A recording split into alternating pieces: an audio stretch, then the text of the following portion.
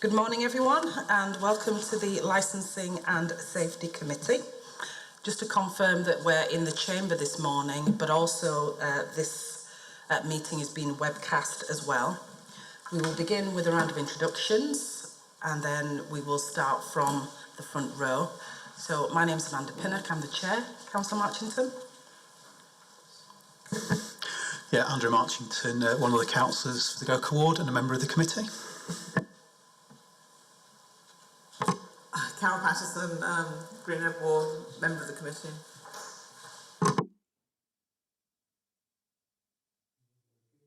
Oh yeah, Shmabu Doctor, committee member. Adam Gregg, councillor for the Lindley ward.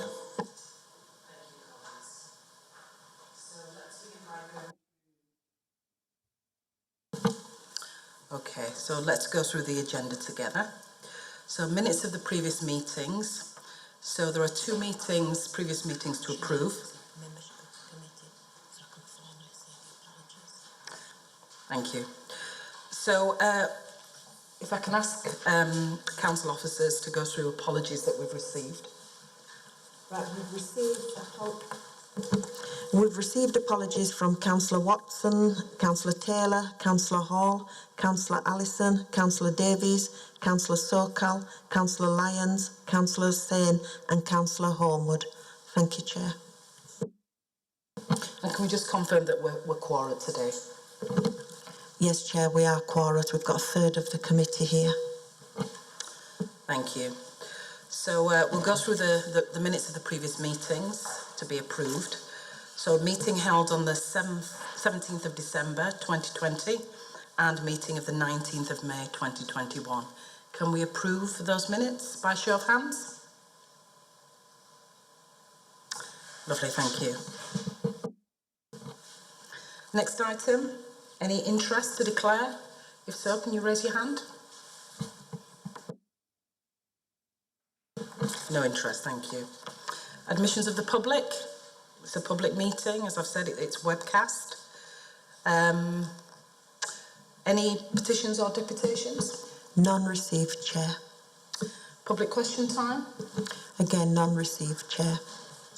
Lovely. So we'll move on to item 7, which is the Department of Transport Statutory Taxi and Private Hire Vehicle Standards. This report that will be presented today is seeking approval to consult on the review of the Kirklees Hackney Carriage and Private Hire Policy, considering the new statutory taxi and private hire vehicle standards. Fiona, can I ask you to outline the report for us, please? Yes, Chair, thank you. Can everybody hear me okay? Lovely, thank you. Firstly, I'd just like to say it's lovely to see you all in person. I'm the new licensing manager. I've been in post for the last 6 months. I have trained you all prior to this meeting, so you've met me briefly through that, but it's lovely to actually meet you all finally in person. So today we're here to look at the statutory standards published by the Department for Transport. They set out a wide range of robust measures to protect taxi and private hire vehicle passengers, particularly those who are most vulnerable. So I think that's something that we really need to consider. The government advises that licensing authorities must work together to ensure that above all else the taxi and private hire vehicle services the public use are safe and suitable. As a result of the standards, we've had to do a review of our existing policies in relation to the Hackney and private hire trades policy that we actually have in place at the moment. If you see at Appendix 1, I've done a brief summary in a table where you can see where the changes have been made within the policy and where we are actually, the existing policy is compliant already with the guidance that has now been issued. I think one benefit in this is, if you look through it, there isn't a huge amount that we've had to amend or change. So at the meeting of this committee on the 18th of December, it was reported that the DFT had published the guidance and we have done the review of the policy. The standards cover a wide range of issues, including driver and vehicle and operator standards. So, in addition to the amendments that you can already see within the policy, there are a number of specific considerations that we've highlighted that need a little bit further consideration within the, if members are minded to agree for us to go out to consult on the policy changes. The first one is in-vehicle visual and audio recording, CCTV. So we don't currently have a policy in relation to CCTV in vehicles. Managers from CCTV in vehicles has been on the agenda for quite some time with the managers within West Yorkshire licensing authorities, including York. And we have been trying to align our policies over the last few years so that we have minimum standards in certain areas within the taxi licensing regime. It's suggested in the guidance that all licensing authorities should consult to identify if there are local circumstances.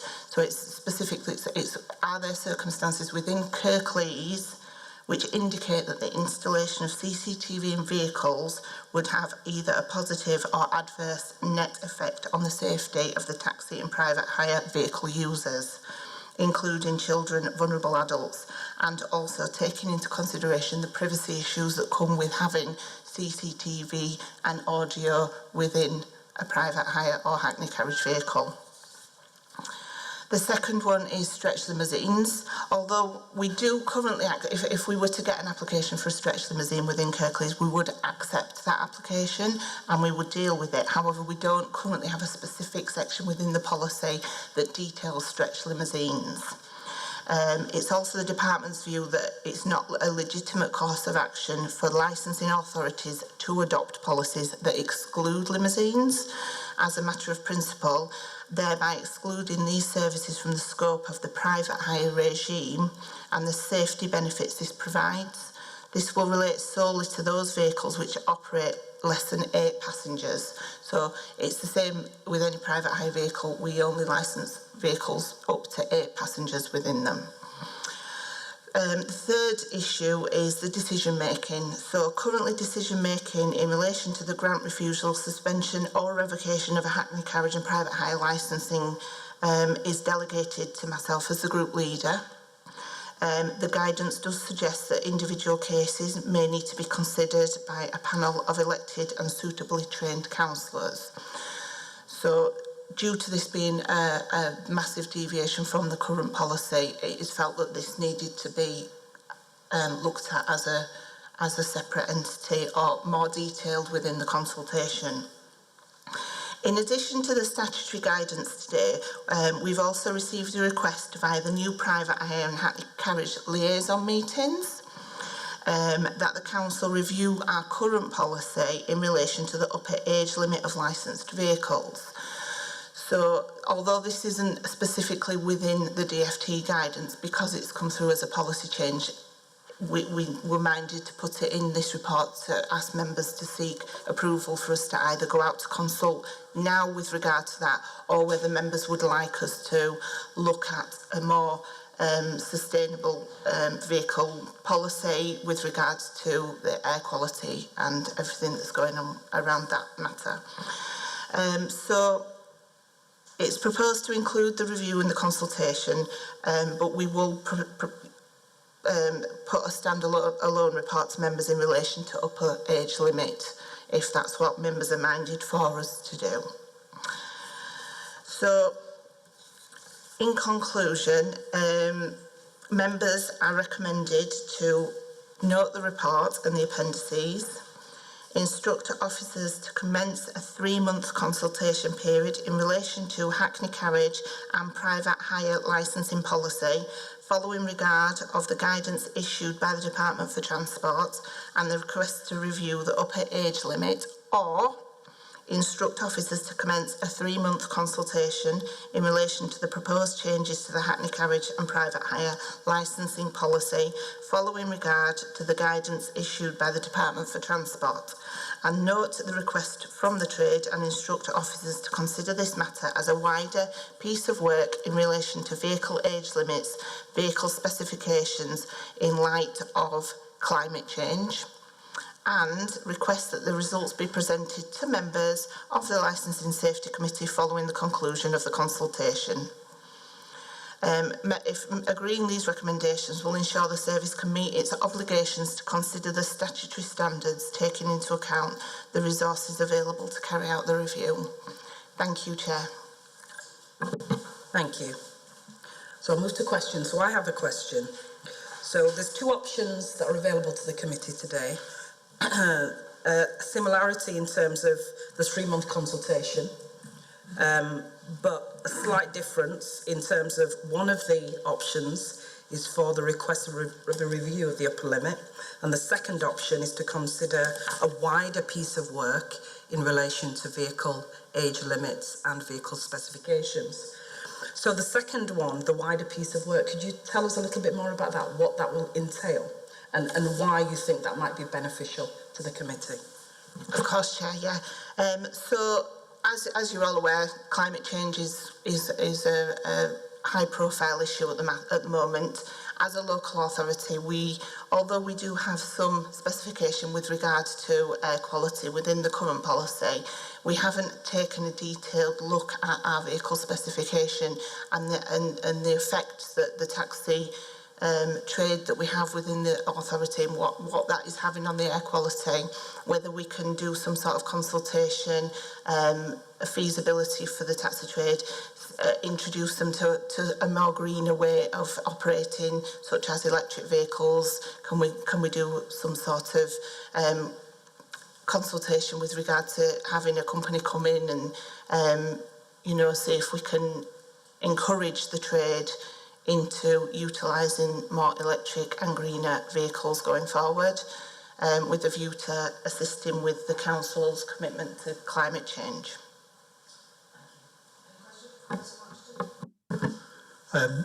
Just on that particular point about the vehicle, I did have one question about the changes to the policy. I'll ask in a little bit. I think it'd be my preference would be for the wider review of the standards, primarily because you've got 2 distinct issues. I think, at what you said, because air quality obviously is a significant issue, and that's an immediate issue around. And you obviously got well-maintained vehicles, hybrid or electric vehicles. Again, particularly if vehicles are travelling at slow speeds in more built-up areas, that would have an impact. But in terms of climate change, again, older vehicles that are well maintained, if you look at the whole life of a particular vehicle, then it has a lower carbon impact. So there's a bit of a concern about replacing vehicles more often than they need to be. So again, a well maintained older vehicle is likely to have lower air quality impact and also climate change implications than a poorly maintained newer vehicle. So I think I personally would be in favour of a wider review of our standards in consultation with the trade, and actually getting some really good feedback from drivers and operators about their experience in terms of operation and maintenance. Thank you. Thank you, Chair. I've just got one question and several comments. The one question was, if we're not at the moment licensing limousines, is that because they're going for, more than 8 people and they're licensed as a minibus or something? Thank you for the question. As I said, we do come if a limousine were to come to be licensed, then it would go through the processes. It would be licensed. You're correct in that I don't think we've currently got any limousines licensed. I don't know whether we've proactively done any enforcement or any investigation as to whether we've got any within the borough. Anything with over 8 seats, again, it's not something that we could license as an authority. So the majority, if you see one of those big Hummers, and my little girl's school, her prom, they got one of those big Hummers for the other day, and I was like, it couldn't even turn around in the road, but that would fit more than 8 people in it. So in that case, it wouldn't be licensed by the local authority. my comments are, well, first off on CCTV, I've always been absolutely in favour of CCTV in cabs for the safety of drivers, if nothing else. And I know that drivers are often attacked, robbed, etc. I mean, it is actually quite a dangerous profession, being a taxi driver. They're carrying, well, I don't know if they are so much these days, but they're carrying money around with them, a lot of money, and that they are vulnerable in that sense. I know there's all sorts of issues around it in terms of who controls it and what sort of system you have and the rights of people in the back and all the rest of it. But I'm sure they're they can be overcome, and they should be overcome for the safety of drivers. So, as I say, I've always been in favour of CCTV. Stretch limos, yeah. I mean, I think they should be licensed. You do hear awful stories about two vehicles put together and all that sort of thing. I really do, and no seat belts and God knows what else. I mean, I hate to think what could happen in a limousine. The one thing that's really concerning me, though, is the decision making. Some time ago, not just ourselves, but most of West Yorkshire as well and other places went to, gave that decision making to the to officers as opposed to the licensing committee or panels. I can't remember how many, but is it 1,000 applications a year or something? An enormous amount, anyway. That doesn't bode well for good decision making, I think, if it was to come to members, however well trained members are, etc. And I'm not decrying members either, to have some consistency through a member panel over that number of applications a year, I think is a nonsense. And I don't understand why the government's suggesting this. I mean, other than it's to save the courts having to deal with the appeals, because that's where it's going at the moment.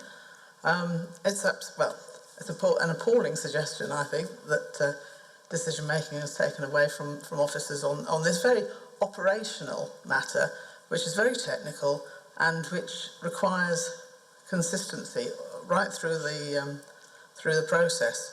My final comment is on the actual consultation. I think there should be two consultations, because one is about the government and their proposals, and one is something which is very local and which our drivers have asked for. And if there's any, the government one it should be obvious to anybody undertaking that consultation that it's the government asking those questions and not ourselves. And but I'm quite happy that we have consultation with drivers about the age limit. Now, I know they've always wanted to raise this, and I know all the issues around that, and certainly I agree with the climate change issues that we do and should be encouraging all taxis to move to electric vehicles. And I'm glad to see that, as you see them on the road, it's certainly hybrid, if not electric vehicles, are becoming more commonplace with drivers, and that the issue of cost, perhaps, and things like that. So if we can actually make it easier, perhaps, for drivers to switch to electric vehicles, then that's fine. But other than that, I think we should be. I don't think we should raise the age limit any more than it already is, especially if cars are going to be phased out in. Petrol cars, sorry, and diesel cars are going to be phased out very shortly. So, yes, that's the end of my comments. I think there should be two separate consultations. Thanks. Thank you. I did have one other question on the change. It was really useful to have the matrix of the changes. Page 17. There's a question about applicants who have not resided in, a statement about applicants who have not resided in the UK for 3 months, and about getting a certificate from the country. I was just asking, how practical is that to get a particular certificate in those circumstances? Thank you. It is very difficult. a lot of countries won't necessarily give out such a certificate. So in those situations where we can't gain one of those, we would ask for a statutory declaration from the applicant. Thank you. Could you explain what statutory declaration, why that might be significant? I think it'd be helpful to know. Yeah, so if they sign a legal declaration, for example, it's them saying, you know, from a legal basis, I can confirm I have not committed any offence in any other country. Therefore, if they are found to be lying at any point in time, that would strengthen our decision making if and when they were to be revoked, suspended, refused at a later date. Can I specifically ask committee members if they'd like to comment on the two options that have been presented to us? So whether we would be interested in officers doing the consultation, but in relation to a review of the upper limit, or whether we'd be quite happy for them to do a wider piece of work around climate change and the climate agenda. Has anyone got any specific comments on that? Because that's what we're asked to consider. So, sorry. So the second review, would that include a review of the upper age limit as well, or is it, because I think Councillor Patterson was suggesting, we're looking at 2 reviews, or a second or more encompassing review? Yeah, I think if members would like, so we would do the consultation with regard to the DFT guidance. Yeah. And if members were minded to have us do a review of the vehicle policy with relation to that, we would factor in the age limits at that point.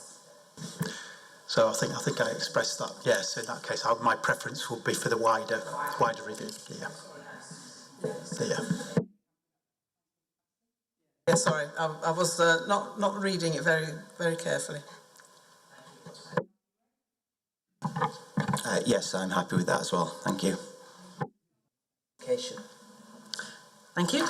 Okay, we'll move on to the next agenda item then, which is the agenda item 8, which is the licensing service standard. And this report is to inform members and to seek approval of proposed licensing service standards in relation to the processing of private hire and hackney carriage applications.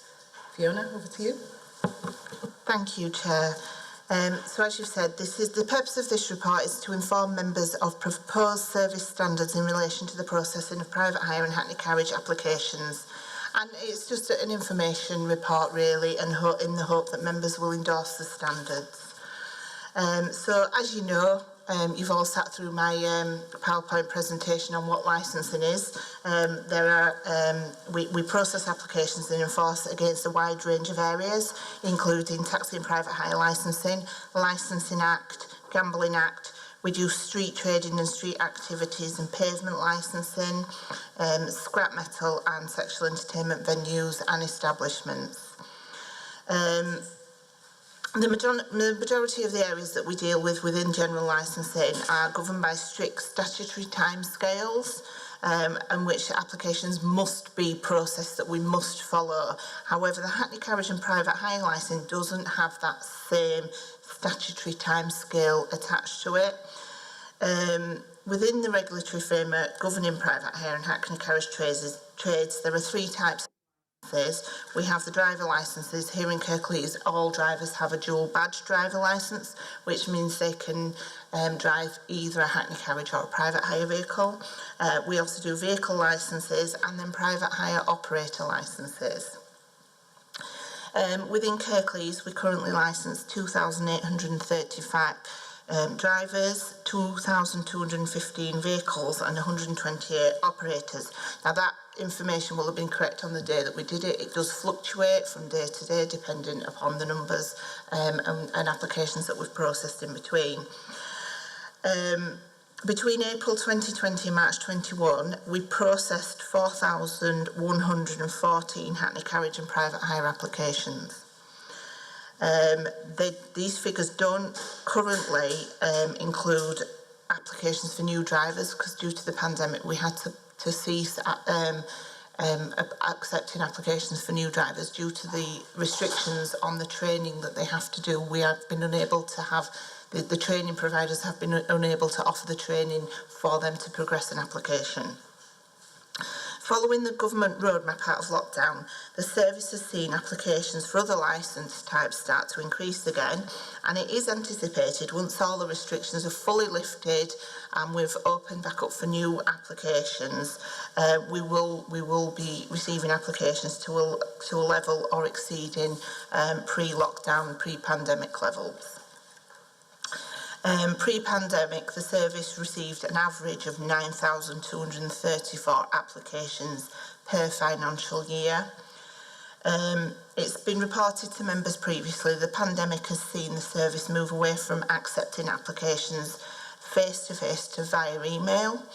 As we move out of the restrictions, the service also needs to move forward, and we need to find a way to transition to what will be our new working model, how we are going to work going forward.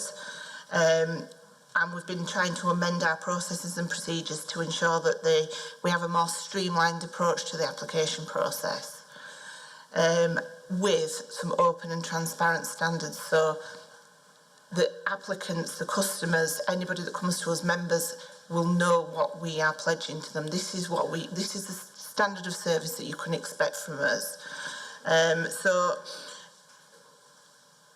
moving to the new way of working is it's more important than ever, because we have seen an increase in the complaints from both licence holders and elected members over the last 12 months in relation to the time it's been taking for applications to be processed.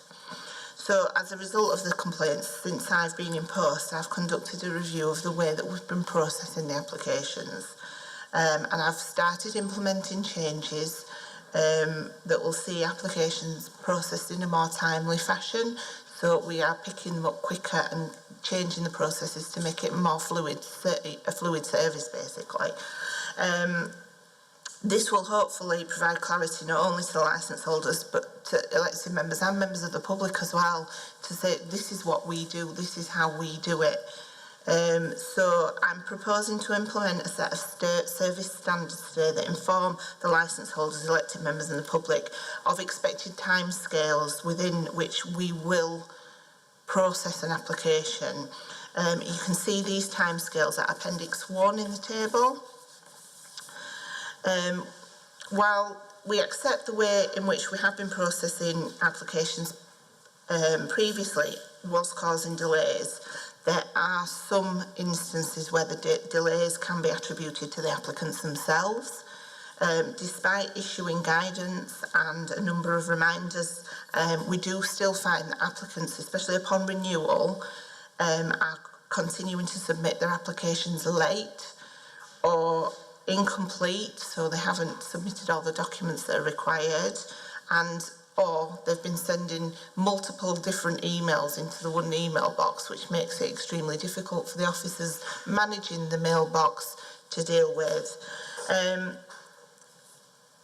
Given the number of applications being received, which is stated in the report, it's anticipated we will be increasing in numbers and it will start to increase again. So operating the way that we had been doing is not sustainable.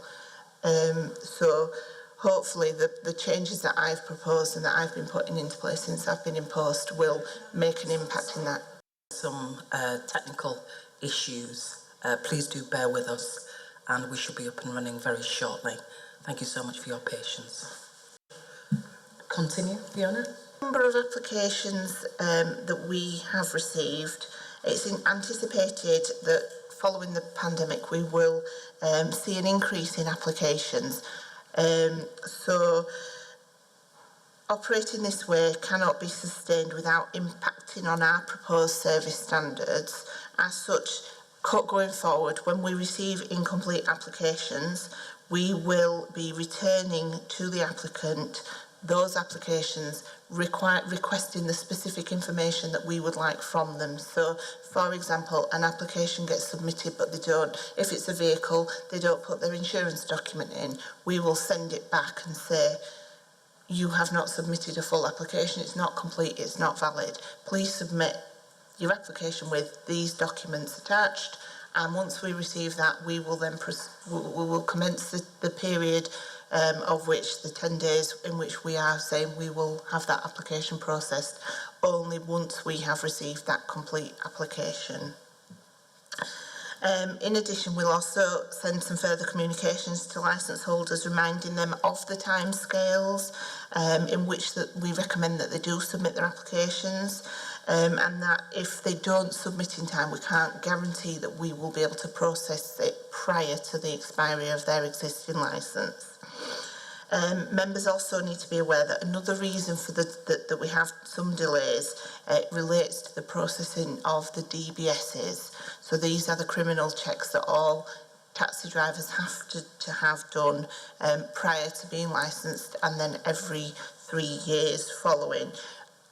In accordance with the statutory guidance, it is suggested that we get everybody to the online update service, which is something that we were working to anyway. But currently, it is, if they have a DBS, they do it every 3 years. We are looking to work with the council's approved supplier to streamline this process. Sorry, councillor. Yeah, it's just about the DBS. I know it's not within the council's control, but I have had a couple of queries about it. Do we know what the timescales are with DBS at the moment? You know, it says up to 12 weeks. It does say up to 12 weeks. Is that how long it's taking? It does vary, and right. We've had some that was, I can give some examples. If I had one yesterday that I looked at, we'd sent it off in June, and it still hasn't come back. Right. We have had some others recently where they've been sent off 2 weeks ago, and they had them back a week after. So it does vary and it fluctuates, and we have no control over the time frames for it, unfortunately. So just help me. So the process is that applicants apply through, you know, yourselves for the DBS, and then it's currently at the moment that's how it works. Yeah. So that's perhaps the perception of why. Yes. Yeah. I mean, we do explain that once it goes from us and we've done the application, it can take time. But that has been one of the stumbling blocks. But going forward, we are looking to put them on the online update service, and the onus will be on the taxi driver to complete the application themselves.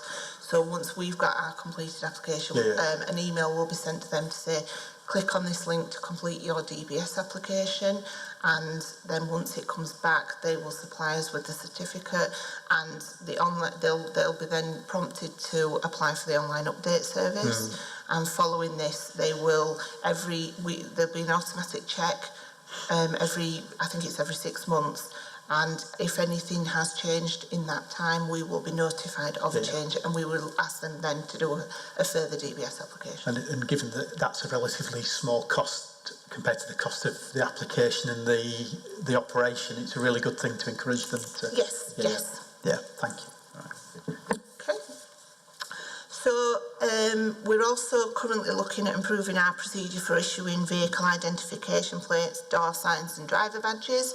As you know, during the pandemic, we haven't been in the office. We've been unable to do that. We've had members of staff going in once a week to print off plates and door signs, and it was only once a week. We've increased that to twice a week now, and the driver badges have been printed and posted, which is not an ideal situation. So at the moment, we are currently training up some new staff to be in the office, to open up some appointments daily, so that we can have a flow of applicants coming and collecting their equipment from us and their licences. So the next steps are for members to consider our proposed service standards for approval, and it is recommended for members to approve the proposed service standards. Approving the standards will provide transparency for our licence holders. It will provide transparency for yourselves. It will hopefully give you an understanding when you've got people coming to you, so that you can say, well, this is what the service standards are. And also the public with regard to our timescales and how we will be processing applications. Thank you, Chair. Thank you. I have a question. So you said that there has been some delays, and some of the delays have come from the service, but also delays have been caused by service users themselves for various reasons, such as not submitting the relevant documents. What's the situation at the moment? Is it that if someone doesn't submit the relevant documents, you hold on to the documents that they have submitted until they submit all of them and then process the application? Currently, the process at the moment is we have somebody filtering the mailbox every day now, and that person will pick up any applications that are submitted. They will check through them. If that application isn't complete, the whole application will go back to the applicant with a list in the email explaining what documents they need, requesting that all of them are submitted in one email back to ourselves. Because it became very difficult for officers when each applicant was submitting 5 or 6 emails with the one application. The numbers of emails coming in were unmanageable, and you know, with the sheer volume of the applicants, it became a very difficult situation to manage. So it was thought to be the fairest way to do it, just to send it all back and ask them to pop it back in one email. So just to clarify, going forward, if applicants send in documents but incomplete documents, those documents will be sent back and a request will be made that all the relevant documents, including the ones that are missing, are resubmitted, and then the clock starts ticking from that point. Yes, so we would want a few days. I was thinking about actually myself and Martin were just discussing that. You know, I think I omitted that aspect of it in the service standards, but I would suggest if we allow ourselves up to potentially 5 working days to be able to filter through the applications to provide that response to the applicants. Either your application isn't complete or your application is complete and it's now been sent over to be processed. You can expect it within 10 working days. Hopefully, the plan is we will be well within those timescales all the time, but it's just, and we can always review the service standards at a later date, maybe within 6 months. Any questions from anyone? No, I think my colleagues seem to be happy with the report that you've just presented. So in terms of approval then, are we happy to approve this service standard which has been put forward by the officers? Fantastic.